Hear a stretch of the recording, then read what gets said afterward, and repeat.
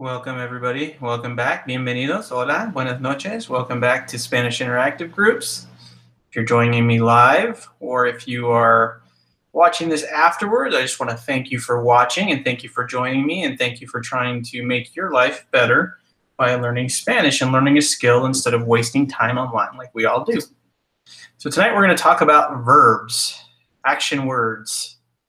So I'm going to be careful to make sure we talk about parts of speech in English and what those mean, because I know a lot of people, myself included, got through high school and probably didn't know these as well as we should. So when we're talking about verbs, this is any word that denotes any type of action. And I'm going to try to do as much as I can in Spanish. So verbos y son acciones. Like we've said before, all verbs end in either one of these three combinations of letters, AR, ER, IR verbs. And in the Spanish learning world, you will commonly hear them referred to by these names, AR verbs, ER verbs, or IR verbs. And we are going to get started tonight with AR verbs. And I want to cover one other term before we move on. When we're talking about these three verbs, AR verbs, ER verbs, and IR verbs, you will hear people refer to verbs in one of two ways, either regular verbs or irregular verbs. So regular verbs are verbs that follow the rules exactly. And when I say rules, I mean rules of conjugation. Now, conjugation might be a new concept for you, although if you speak English, you do it every single day. It's just not as obvious in English as it is in Spanish. For example, the verb to be in English, you don't say I be, you say I am. That's a conjugation. You don't say you be, you say you are. That's another conjugation. So in English, you just kind of have to memorize them because they're not, they're completely different words. In Spanish, all we're going to do is we're going to take off these two letters and we're going to change them for some other letters depending on who we're talking about. So we're going to start simple and we're going to start in the present tense. And we're going to start with some regular AR verbs. Okay? So a good one to start with is comprar, which means to buy. So you would say yo compro, which would mean I buy. Tú compras, you buy. Él compra, he buys. Nosotros compramos, we buy. Ellos compran. Just want to make a little note that the tú and the L in this slide should have accents. I just forgot to go back and put them in when I was making this slide. So I do know that those go there, and I didn't make a mistake. I just forgot. So now we're going to talk about when we're forming sentence structure, all you really need to have is a subject and an action, right? So yo compro, I buy, is actually a complete sentence. And actually, you don't even need that yo there. Now think about that for a second, why that would be. Why would saying compro and yo compro be the exact same thing? Well, the answer is because compro, if we go back here, there is only one thing, one person in the first person singular, which is I buy, or yo compro. So if you say compro, it can't possibly refer to anybody else. Compras is the same way. That can only refer to tú. Now, if we go down to él, compra can actually refer to him, her, it, any one of the you in the usted form. So if you use this verb, you'll hear speakers use the pronoun, and you probably should use the pronoun. Nosotros, again, you don't have to use the pronoun because it's the only one. If you say compramos, you can only be talking about we buy. Then we go down to the third person plural, ellos. This one, again, can get complicated because you can be talking about ellos as in a group of guys. A group of girls would be ellas. Ustedes, that would be the second person plural. So lots of stuff fits in these bottom ones. So you'll have to, when you're making sentences and when you're practicing, you'll have to use the pronouns with those ones. But the three on top, you do not have to use the pronoun. It is implied by the conjugation of the verb. Now, why do I put this second sentence here on the bottom? Yo no compro. Well, because it means I don't buy. And as you can see in Spanish, it's a lot simpler than in English. Imagine you don't know English for 1 second. And imagine how difficult it would be to understand why you have to say I do not buy instead of just saying I no buy, right? That's all you're saying is you're not buying, but you have to throw that.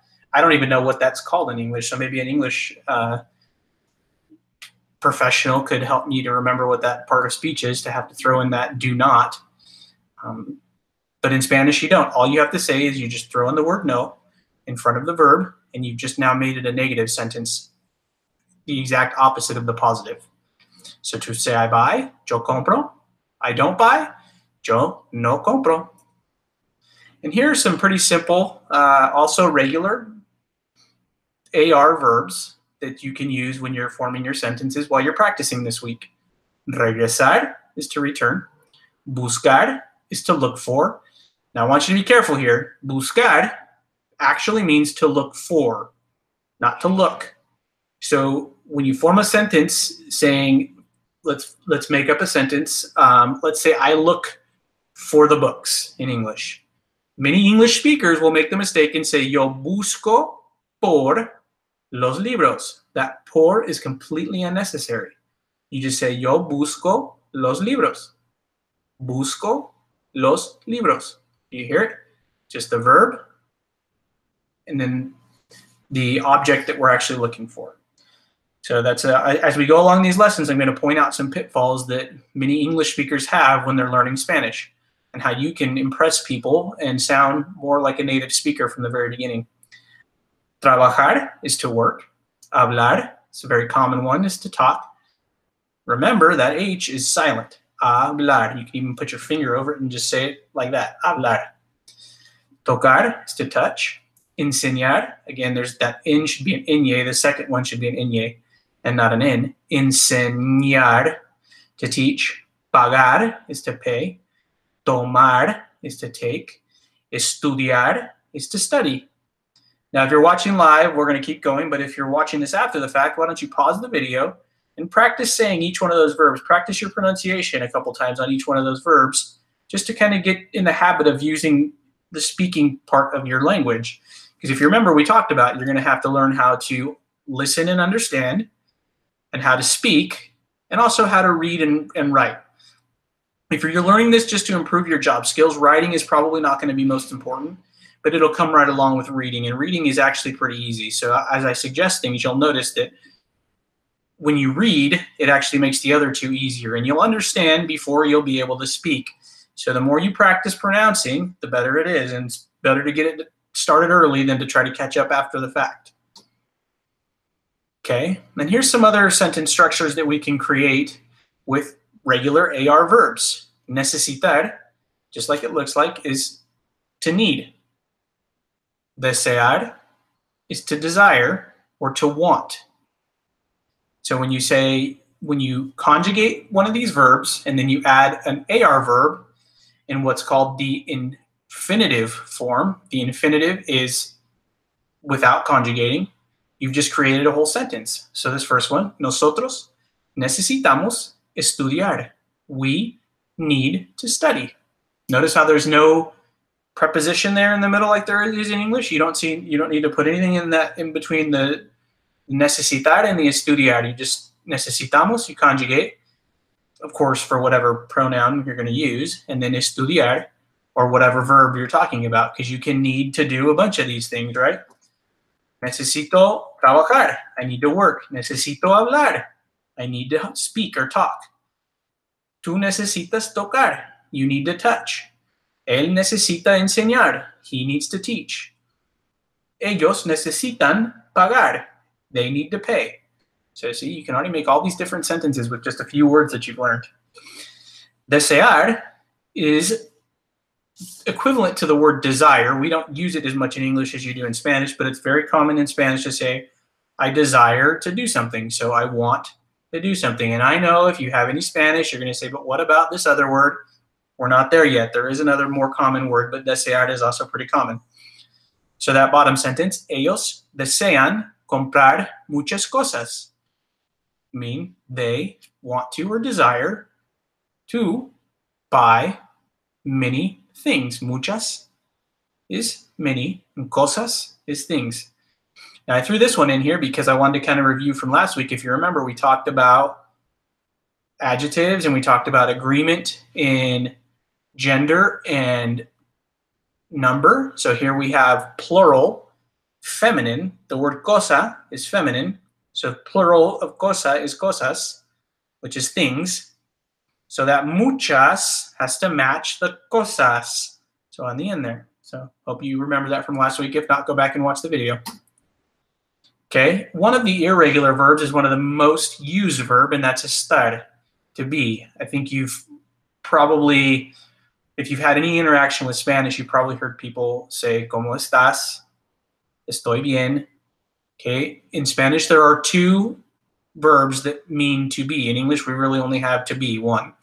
Okay, but estar is the temporary one. So anything that's temporary, whether it's location, feeling, there's a few other things you use estar for.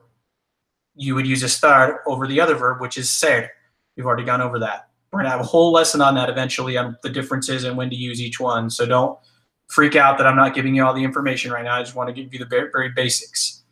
But the most basic sentence here is you can ask somebody cómo, which is how. We've learned that before, right? ¿Cómo estás? How are you? And you would say estoy, and you could say estoy bien, I'm good. Estoy enfermo, I'm sick. Estoy aquí, I'm here. So there's a ton of things you can say, but this is a very common verb. It's a very common AR verb.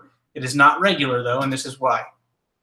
You say yo estoy, right? By the other rules, it should be yo esto, right? You take off the AR and put an O, or yo esto, and it's not like that. So it's yo estoy. Tú estás. Notice the accent. That's irregular. Most of them don't have an accent over that A. Just very few words like this have it. Él está. Nosotros estamos. And ellos están. So now you know how to use this verb. If you're watching this after the fact, make sure you pause it. Go back. Practice some of these things. Practice with some of the adjectives you know. Now remember, you can only use this with adjectives that have a temporary nature to them. So you don't want to say, you don't want to use the verb estar to talk about things that are permanent. You don't want to say estoy inteligente. You want to say soy inteligente. You don't want to say estoy buen estudiante. You want to say soy buen estudiante, right? Or estudiante bueno. You want to make sure and use this only with things that are temporary conditions and location, of course. I'm here. I'm there. This is where I'm from. Or this is where I live. Estoy en mi casa. I'm in the house. Now, if you're talking about where you're from, I made a mistake. I was speaking too fast there. Remember, from, we're going to use the other verb, which is ser, because that's a permanent thing. You're permanently from wherever you're from, right? I happen to be from California, and I'm always going to be from California. That's not going to change. That past doesn't change. So, like I said, we're going to get into this in depth, but I just wanted to give you this verb because it's a very common verb that you'll hear, and I don't want to hold it from you. Okay, as always, es importante practicar. So take time and practice. Practice, practice, practice. We might pick up the pace a little bit on these lessons, depending on how many people I get feedback from. We've got at least 4 or 5 people that I know that are following along right now. So as that group grows, as you share it with your friends and other people begin to catch up, and if there becomes a need for it, a demand, then we'll look about having lessons more frequently. But if there are no questions, let me see if I can get out of this screen to see if anybody joined me. I don't think I heard anybody, but you never know.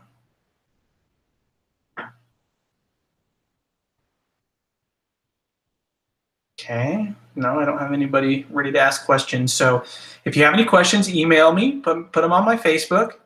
And if not, hasta la próxima. Until the next time, we'll see you. Nos vemos el sábado, Saturday, a las 8:30 next week, la próxima semana. Gracias y buenas noches.